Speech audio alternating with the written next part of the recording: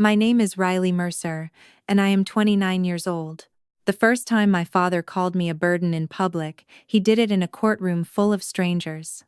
My mother sat beside him with a tissue folded neatly in her hand, crying like she was the one being abandoned.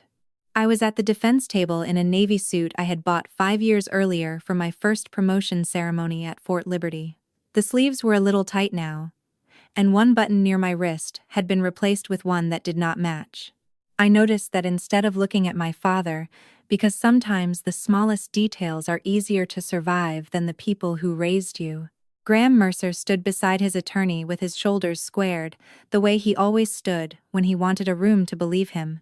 His voice carried across the old wood benches. "Without us, she'd have nowhere to go," he said. "She's been a burden this family carried long enough." A few people shifted in their seats. Someone behind me made a soft sound, not quite a laugh, not quite pity.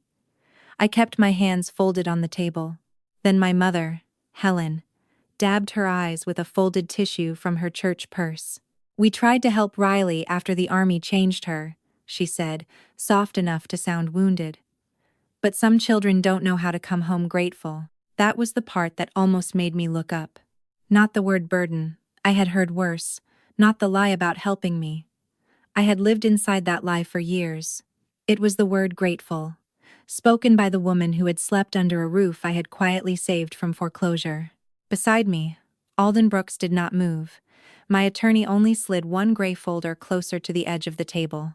Judge Naomi Vance looked down at the estate papers. She read one page, then another. The courtroom went still. Finally, she lifted her eyes to my parents. "Mr. and Mrs. Mercer," she said slowly, "do you know who legally owns the house you're asking this court to remove her from? Please subscribe to support the channel. I bet your phone battery is at 28% right now, right? If that's true, type 1. If not, type 2. Let's see whether I got it right." All right, enough talking. Let's begin the story. For the first time that morning, my father did not answer immediately. Graham Mercer had spent most of his life believing silence belonged to other people, to employees waiting for approval, to neighbors who needed favors, to my mother when he had already decided what the family was going to do. But in that courtroom, with Judge Vance looking at him over the top of those estate papers, he opened his mouth and found nothing ready. My mother's tissue stopped halfway to her cheek. Behind them, Connor leaned forward as if the judge had spoken in another language. His wife, Paige, sat beside him in a cream blazer she wore whenever she wanted churchwomen to ask where she bought it. 10 minutes earlier, she had been whispering to someone in the row behind her, probably explaining how sad it was that I had forced my parents into this. Now her mouth pressed into a thin, pale line. My father recovered first. "Your Honor," he said, forcing a laugh that had no warmth in it. "There must be some confusion. Mercer House has been in my family for generations." Judge Vance did not smile. She looked back down at the folder Alden had placed in front of her. "Mr. Mercer, I am asking about legal ownership, not family history." That sentence landed harder than it should have. Family history was the language my parents used when they wanted something to sound sacred. Legal ownership was colder, cleaner. It did not care about framed photographs, holiday dinners, or stories repeated often enough to become convenient. Alden Brooks stood beside me. He did not raise his voice. He never needed to. "We have the current deed, the trust documents, county tax records, insurance reinstatement notices, repair invoices, and bank transfer confirmations," he said. "We are prepared to submit them all." My parents' attorney turned sharply toward him. "This is an eviction hearing, not a title dispute." "No," Judge Vance said, still reading. "It may be a question of whether your clients had standing to file this petition at all." The room changed then. Not loudly. No one gasped. But I felt it. The way you feel pressure shift before a storm rolls in from the coast. People who had come expecting a simple story, a difficult daughter, aging parents, a family home began sitting a little straighter. It meant my parents' confidence had been built on a document they had never bothered to read. Helen looked at me then. Really looked. Not with love. Not yet. With warning. as if I could still stop the papers from saying what they said. I kept my eyes forward. Because long before that courtroom learned the truth, I had learned it from the only person in Mercer House who ever treated silence like strength. My grandmother Adeline did not believe in loud people. She believed in receipts. My grandmother Adeline used to keep every receipt in a metal cookie tin under the kitchen sink. Not in a desk, not in a filing cabinet. Under the sink, behind the dish soap, and a stack of old towels, where no one important ever thought to look. When I was 17, I asked her why she did that. She was kneeling on the floor of the sunroom at Mercer House, tightening a loose screw in the frame of a window that rattled every time the wind came in from the marsh. Because loud people look in obvious places, she said. Quiet people learn where things are safe. Back then, I thought she was talking about paper. I did not understand she was teaching me how to survive my family. Mercer House looked grand from the road, with its white columns and deep porch and oak trees bending over the driveway like they were guarding old money. But up close, it was always asking for help. The back steps sank after heavy rain. The greenhouse glass had a crack shaped like lightning. The upstairs hallway smelled faintly of salt and old wood when a storm was coming. My father called those things character, when guests were around. My grandmother called them warnings. She never let me be useless. While my mother carried trays for church socials and my father praised Connor for every half-finished business idea, Adeline handed me a flashlight and taught me how to read the fuse box. She showed me where the shut-off valve was, how to check a roof seam after a storm, how to write dates on the back of invoices before memory softened them into guesses. Your brother likes applause, she told me once, not unkindly. You need to learn records. That same summer, Connor came home from college and announced he wanted to become a real estate developer. My parents acted like he had discovered fire. My father poured bourbon before dinner. My mother called 3 relatives. Connor stood in the dining room, explaining investment strategy with words he had probably learned that afternoon. I was leaving for basic training with my parents' signed consent in 6 weeks. No one toasted that. Later that night, I found Adeline in the old greenhouse, cutting dead leaves from a row of tomato plants. The air smelled like damp soil and rusted metal. She looked tired in a way I had never seen before. One day, she said without turning around, they will call this house theirs because they like the sound of it. I laughed softly. Isn't it theirs? She looked at me then. No, Riley, it is not. A week before I shipped out, she gave me a sealed envelope and made me promise not to open it until a lawyer told me to. I carried that envelope through barracks, moves, and 2 years of becoming someone my family barely recognized. After her funeral, Alden Brooks finally told me to open it. Inside was the trust. Mercer House had already been protected, and my name was the only one written where the future of the house was decided. At 19, I learned that a legal document can give you control over a house, but it cannot make the people inside it see you differently. Alden explained the trust to me in his office on a rainy Thursday afternoon. He was younger then, not yet gray at the temples, but already had that calm, careful way of speaking that made every sentence feel measured twice before it left his mouth. He told me Mercer House was protected. He told me Adeline had planned it years before anyone else thought to ask. He told me I did not have to tell my parents until I was ready. I remember staring at the papers and feeling no victory at all. I had just buried the only person in that family who ever looked at me and saw preparation instead of attitude. The house was mine in every way that mattered legally, but grief made ownership feel heavy, so I did what I had been trained to do by then. I folded the truth, put it somewhere safe, and kept moving. The army made that easier. There is comfort in rules when your family runs on emotion and denial. There is comfort in waking before sunrise, knowing exactly where to stand, what to carry, when to speak, and when silence is smarter. I built my life around logistics because logistics made sense. Food, water, fuel, medicine, shelter. You counted what people needed, moved it where it had to go, and did not waste time arguing with reality. My parents never understood that. To Graham Mercer, the army was what people chose when they did not have better options. He said it once at dinner while cutting into pork chops, casual as weather. Riley's good with orders, he told a neighbor. Connor's the one with vision. Connor smiled like he had earned the sentence. Years later, by the time I was 29, Connor was 32, polished and loud, always carrying 2 phones and talking about investors who never seemed to appear in person. My mother called him ambitious. My father called him the future of the family. When he missed payments, they called it pressure. When one of his rental deals collapsed, they called it bad timing. When I came home between assignments and fixed the back gate before a storm, they called it me needing something to do. Helen's version was softer, which made it harder to name. "The service has made you so serious," she would say, touching my sleeve like she was checking for damage. "I just miss the girl you used to be." But she never missed me enough to ask who paid the overdue insurance before the next storm season. Graham never wondered why the county stopped sending past due notices. Connor never questioned why trouble kept disappearing right before it reached him. They had roles for us. Connor was the son with promise. I was the daughter who came home too quiet. And for years, I let them keep believing that, because correcting them would have meant admitting something worse. They had never really wanted the truth. They wanted a version of me small enough to explain. That was the version of me they invited to Sunday dinner that October. Not Captain Riley Mercer. Not the woman whose name sat quietly inside the trust documents. Just Riley, the one they could still explain away.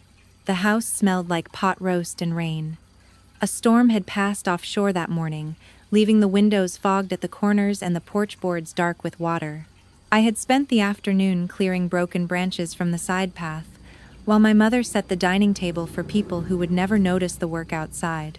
Connor arrived 20 minutes late with Paige beside him, and his phone pressed to his ear.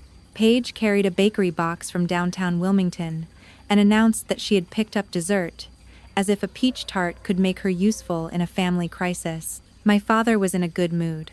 That should have warned me. Graham Mercer only smiled that widely, when he had already made a decision and wanted everyone else to mistake it for a conversation. He asked Connor about the rental situation and ignored the way my brother's jaw tightened. Halfway through dinner, after Helen praised Paige's tart before anyone had tasted it, my father set down his fork. "Your mother and I have been talking," he said. The room went careful. "We've decided it's time to sell Mercer House." I looked up. Connor stopped chewing. Paige glanced at him too quickly. Helen folded her hands beside her plate, already wearing the expression she used when she wanted cruelty to look like sacrifice. "It's too much property," she said gently. "Too much upkeep. And Connor has a real chance to rebuild if this family comes together now."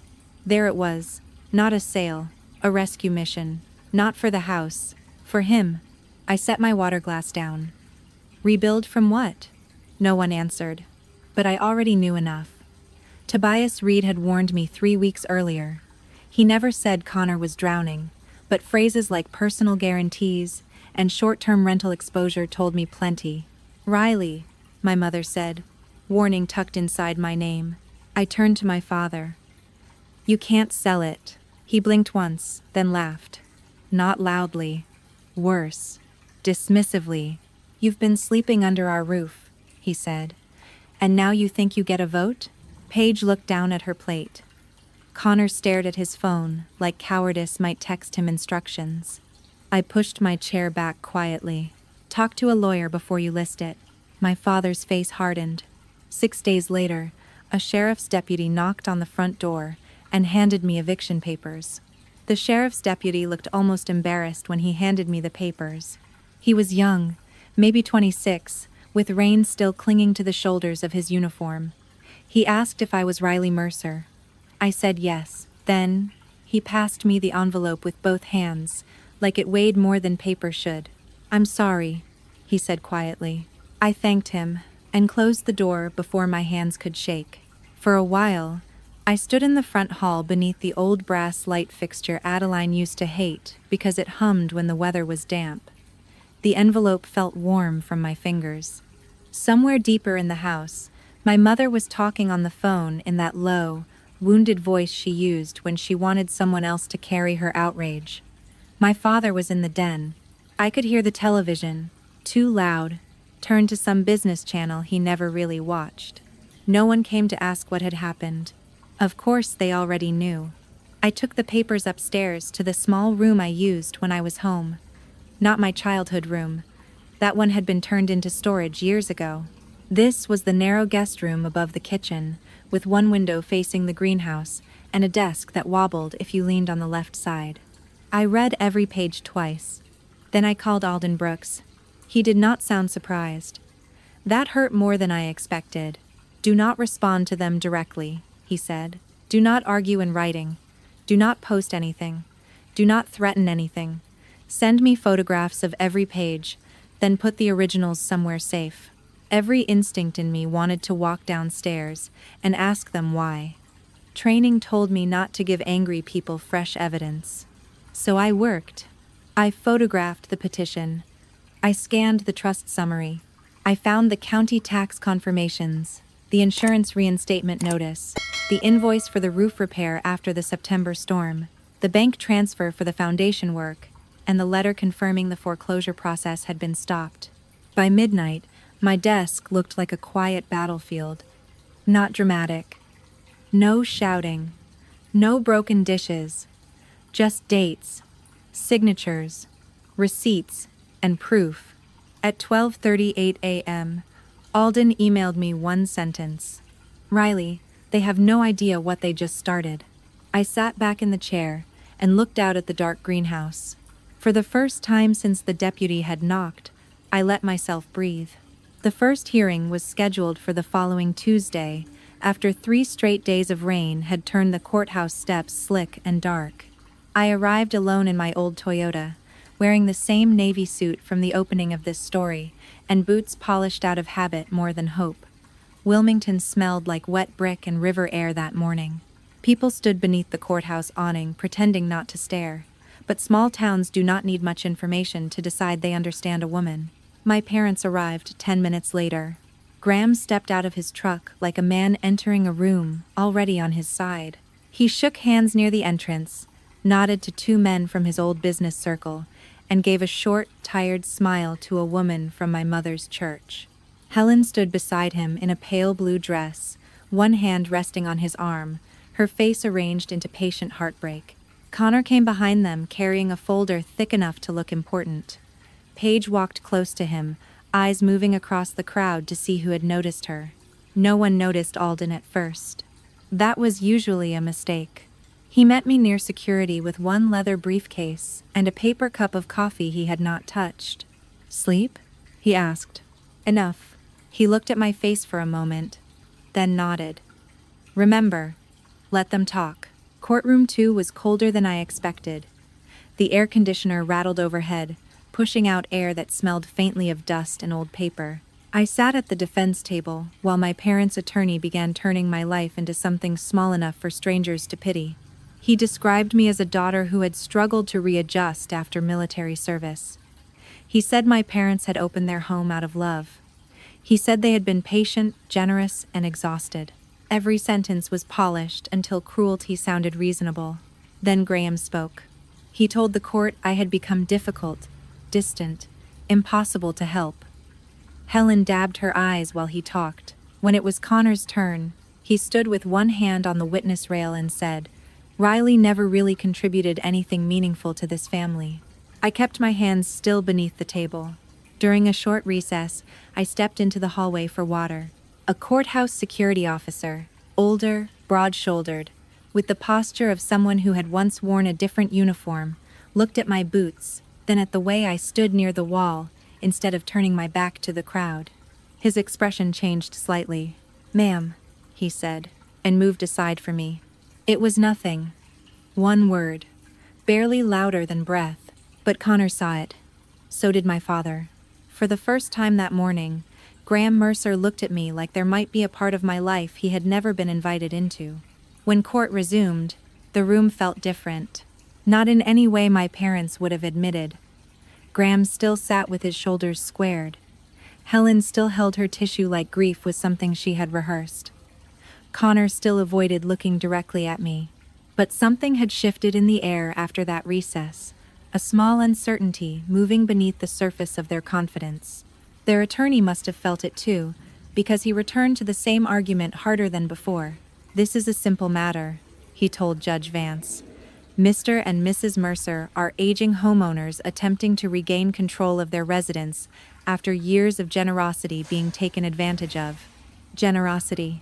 I looked at the tabletop and counted one breath in, one breath out. In logistics, repeated wrong information does not become accurate because someone says it louder. It only becomes more dangerous. Alden did not object. He let the sentence sit in the room long enough for everyone to taste it. Then Judge Vance reached for the county record packet. She turned one page, then another. Her expression did not change, but her pen stopped moving. "Counsel," she said, "where is the current deed?" My parents' attorney blinked. "Your Honor, we submitted the tax history and utility documentation." "That is not what I asked." The room quieted. He cleared his throat and looked down at his file. "The Mercer family has occupied the property for decades. Mr. Mercer has maintained—" "Again," Judge Vance interrupted, not loudly, which somehow made it worse. "I am asking for the current deed." For the first time, Graham leaned toward his lawyer instead of away from him. I could see the irritation in the tight line of his mouth. He was not afraid yet. Men like my father usually pass through anger before reaching fear. Alden opened his briefcase, but did not stand. "Not yet." Judge Vance looked at the paperwork again, then at my parents. "There appears to be reference here to a trust." Helen's tissue lowered into her lap. Connor's head turned sharply. My father gave a short laugh. "That cannot be right." Nobody answered him. That was the first crack, not the big revelation, not the papers on the table. Just my father hearing a word he did not control, and realizing the room had not immediately corrected it for him. Judge Vance closed the folder. "I am ordering a continuance," she said. "Both sides will return with complete property records, including trust, documentation, deed history, and proof of standing." My parents' attorney began to protest, but she raised one hand. "This court will not remove anyone from a property based on assumption." Outside, my father smiled for the people waiting in the hallway, but when he buttoned his jacket, his fingers missed twice. The second hearing drew more people than the first. By then, the story had grown legs of its own. Paige's church friends had repeated it over coffee. Connor's business circle had added details they did not know. Someone from my father's old company told someone at the marina. And by the following Monday, half of Wilmington seemed to believe my parents were being forced to battle their unstable daughter for the home they had spent a lifetime preserving. That was the story they brought into Courtroom 2. Aging parents, ungrateful daughter, family estate. Simple stories are comfortable until paper starts contradicting them. Graham looked tired that morning, though he tried to hide it behind a pressed shirt and an expensive belt. Helen sat beside him with her hands folded tightly in her lap. Connor kept checking his phone. Paige did not whisper to anyone this time. Alden arrived with 2 folders. Only 2. That frightened my father more than a box of documents would have. A box suggests confusion. 2 folders suggest someone has already decided what matters. My parents' attorney stood first, his voice sharper than before. "Your Honor, my clients remain the rightful occupants and moral owners of Mercer House. This family has maintained that property for decades." Judge Vance looked at him over her glasses. "Moral ownership is not a legal category in this courtroom." Alden stood. He placed the first folder on the table and opened it with the same care my grandmother used to open her Bible. "Mercer House is held by the Adeline Mercer Irrevocable Trust," he said. "The trust was executed before Mrs. Adeline Mercer's death and properly recorded afterward. The sole beneficiary with controlling interest is Captain Riley Mercer." For a moment, nobody moved. Then my father laughed once. "That's impossible." Alden did not look at him. He turned a page. The county tax arrears totaling $68,400 were satisfied by Captain Mercer. The insurance policy was reinstated by Captain Mercer. The post-storm roof repairs, foundation work, electrical repairs, and moisture remediation were paid from accounts belonging to Captain Mercer. Each sentence landed without emotion. That was what made it worse. No accusation, no raised voice. Just the slow removal of every place my parents had hidden. Judge Vance read the documents in silence. The room waited with her. Finally, she looked at my parents. You petitioned this court to remove your daughter from a property she legally controls and has been financially preserving. Helen's face changed first. The grief disappeared, and underneath it was something smaller. Fear, maybe. Or shame, arriving late. Connor stared at the floor. My father looked at me then, truly looked, as if I had stepped out from behind a door he never knew existed. I wanted to feel powerful. Instead, all I felt was tired. Because the papers had not just destroyed their case, they had destroyed the pride they had used to survive the truth. The room should have emptied after that. In a cleaner story, the judge would have spoken, my parents would have lowered their heads, and the truth about Mercer House would have been enough. But legal truth has a way of pulling other truths behind it, like loose thread from a sleeve. Once one part begins to unravel, the rest follows whether anyone is ready or not. Alden opened the second folder. I felt my stomach tighten. He had warned me he might need it. I had agreed because the case required proof that my presence in Mercer House was not charity.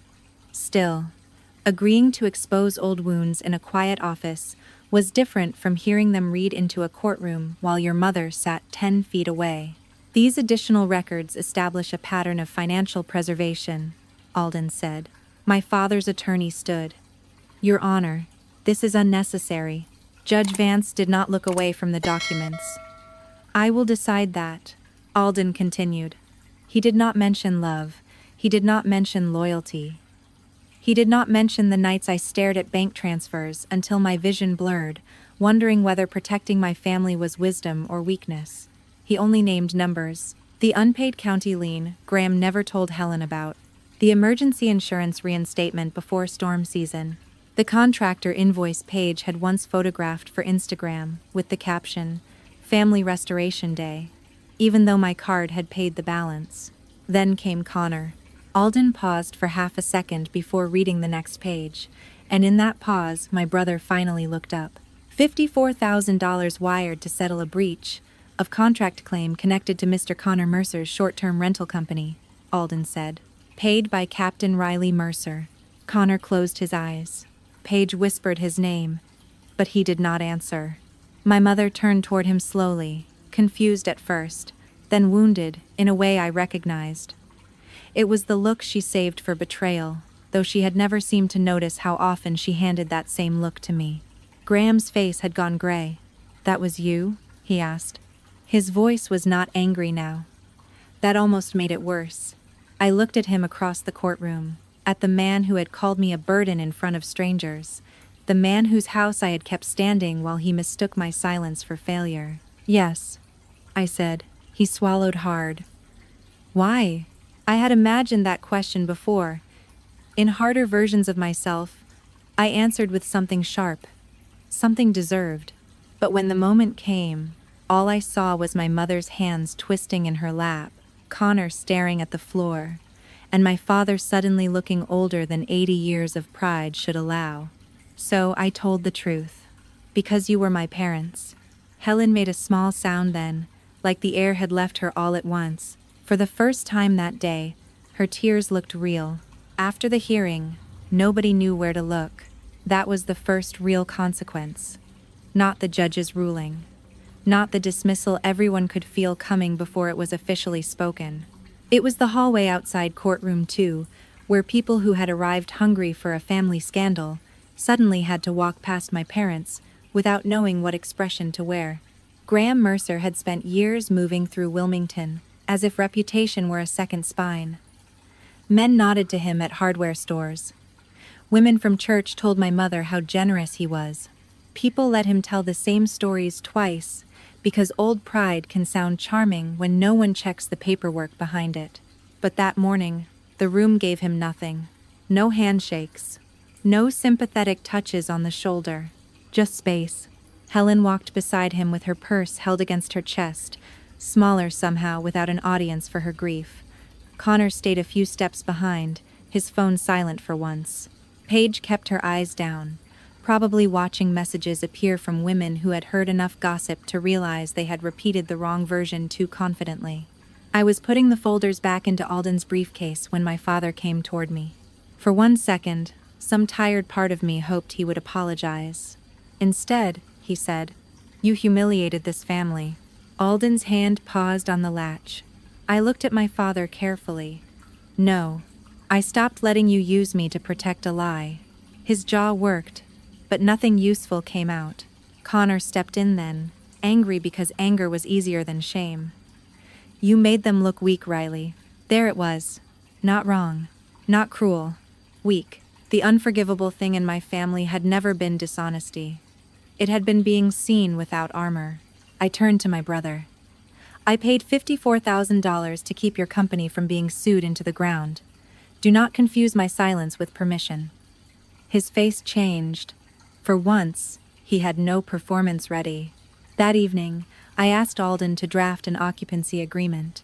My parents could remain at Mercer House temporarily, but not as owners, not as decision makers, not as people who could threaten me with the shelter I had protected. Connor could not use the estate as collateral, not verbally, not informally, not through some desperate investor pitch. Paige could no longer post photographs of the house, implying it belonged to them. Every boundary went into writing. When Alden asked if I was sure, I looked out at the greenhouse darkening behind the rain-streaked window. "I am," I said, because love without boundaries had almost cost me my home, and silence without truth had already cost me too much of myself. Spring came slowly that year, the way forgiveness does when it is real. At first, Mercer House felt strange with rules inside it.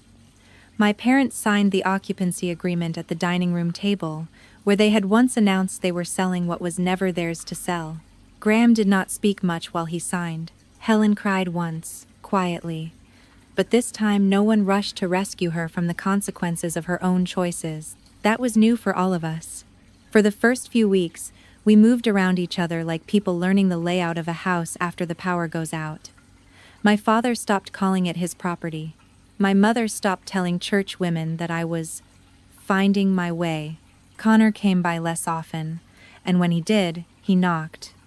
Paige deleted half the photographs she had posted of the porch, the greenhouse, the old front gate. I did not ask her to apologize publicly. I only asked her to stop pretending. That was enough. I kept serving. The army did not pause, because my family had finally read the paperwork.